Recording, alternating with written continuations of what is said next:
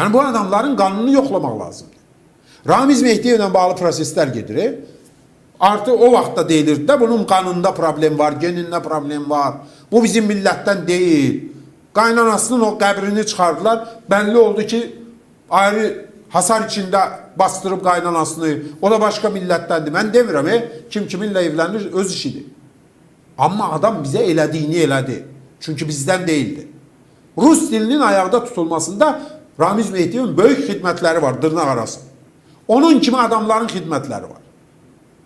Təkrar olsa da deyirəm, Elmir Axundova var, bizim deputat, səfir, Ukraynada özü də Ukraynada səfirimiz olub. Onun 2018'də Ramiz Mehdiyevə yazdığı məktub çıxdı bu günlərdə, Rus dilində yazıb. Ramiz Mehdiyev prezident administrasiyasının rəhbəri. Yəni bu qadın deputat, səfir, diplomat, nə bilim, jurnalist, nə bilim, yazıcı, özü də xalq yazıcısı, bilmirəm, sonra verdilər, əvvəl verdilər ona. Yəni bu Azərbaycan dövlətinin ən yüksək vəzifələrindən sayılan prezident administrasiyasının rəhbərinə dövlət dilində yox, bizə dəxli olmayan yad bir dildə məktub yazmağı normal sayır və məktubunu o dildə yazmağa üstünlük verir.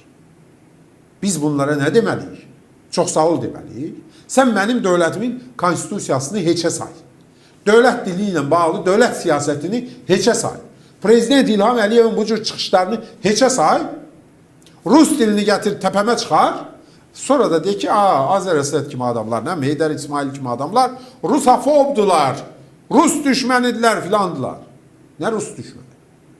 Rus özü bizə düşmənçilik edir, biz də cavabını veririk.